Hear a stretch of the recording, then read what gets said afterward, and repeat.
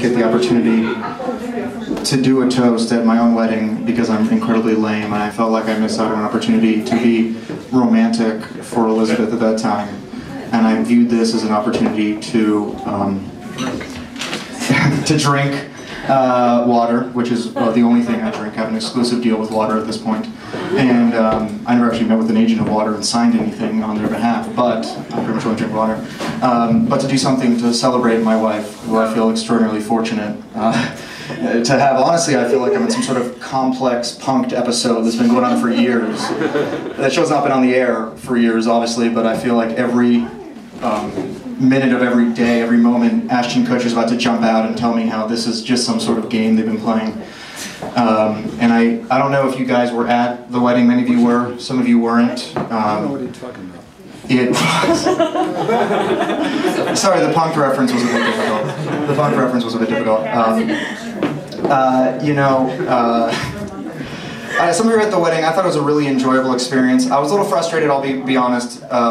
It didn't incorporate as many of my ideas as I would have liked. And a lot of young girls, when they're growing up, they dream, they daydream, they fantasize what their perfect wedding would be. And I'll admit that when I was younger, I often daydreamed about what my perfect wedding would be. Maybe not what a lot of men do, but it's what I did. And I went to my parents with a lot of my ideas. All of them shot down. They said that my Teenage Mutant Ninja Turtle wedding was just a terrible idea. I thought it was great. I could dress up like Splinter, all my groomsmen could be Leonardo, the whole, Michelangelo, he's a party dude. The I do could have been, I'll teach you to be a ninja teen. That's getting a little inside at this point, to be honest with you. So that was, and it even been perfect because the character in there, the reporter is April O'Neil, and her maiden name was O'Neil. My idea for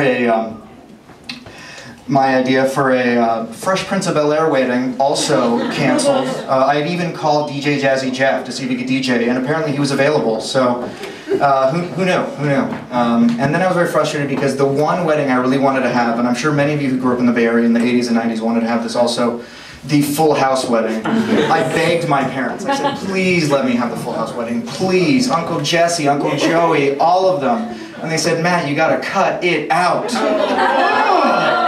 I know, so stupid. You're aging yourself. I know, and my dad is getting absolutely, positively none of these references. But it's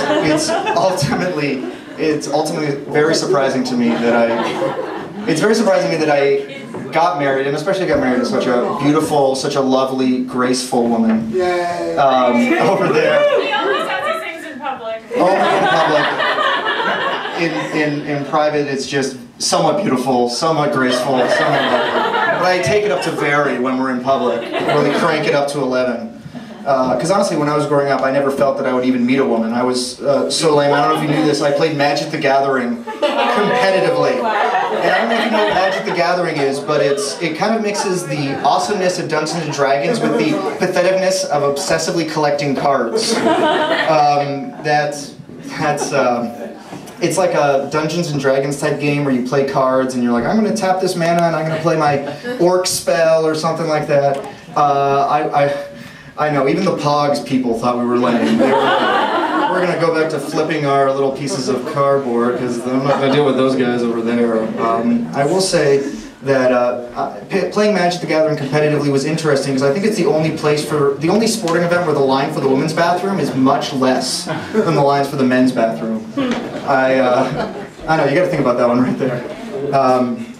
And I kind of wrote in a math joke about the ratio between men and women at these events, but I couldn't figure out how to divide by 0. I don't really know how that turns out. And that wasn't even the lamest thing that I did. Because I don't know how many of you have gone to week-long sleepaway video game coding camps. Oh, who hasn't? Yeah, who hasn't gone to a week-long? I went to multiple, not just one, multiple week-long, not video game playing, video game coding. Like we get together and we code little basic tic-tac-toe games while I wondered what the sound of a woman's voice was or something along those lines. I honestly think that, criticism accepted. And that place doesn't just, that's not just like, oh, there's no woman there. I think it's actually a woman repellent, like a force field that keeps women from being within a 1-mile radius of that event. Like some woman is walking down the street and all of a sudden it's like, oh, can't go forward. You must be near video game coding camp. So, in conclusion, Is this about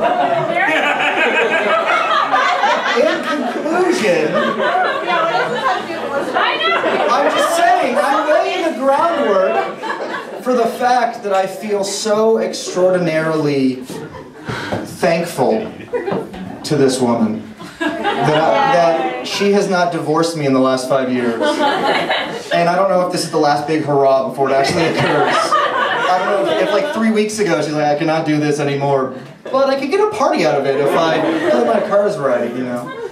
So I just wanted to thank her very much, and I wanted to thank all of you for coming out here tonight. I feel very fortunate to have lovely friends and family, and I look forward to spending the rest of my life with many of you. Not all, just many. You know who you are.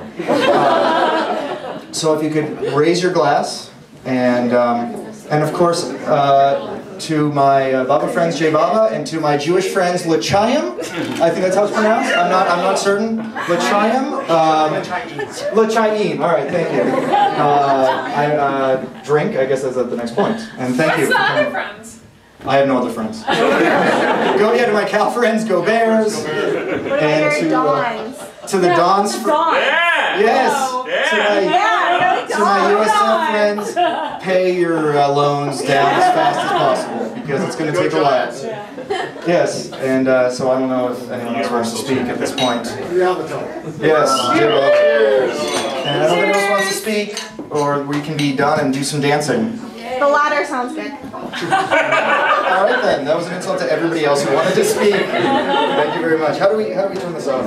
Well, does anybody want to? How do you turn it off? Yeah. Elizabeth! Woo! All right, I feel like he's taking our time now. Alright, you can talk all night. All right. Well, I don't think I need to. I'll tell one really, really quick story. That is a good example of our marriage, I think, maybe. Anyway, maybe not. It's just a story. So one day, Matt goes to bed. I'm reading the discourses. It's like late at night, and I see it's this book that's written by Meher Baba, for those who don't know. And it says, I'm reading this part. It's about goals that the spiritual attributes that the spiritual aspirant should have, and it says, unfailing enthusiasm and unyielding patience. And I was thinking, unfailing enthusiasm, that's really useful. Unyielding patience, that's also really useful. I should remember these things. So I write them on our little whiteboard on our refrigerator so that I remember. And I go to bed.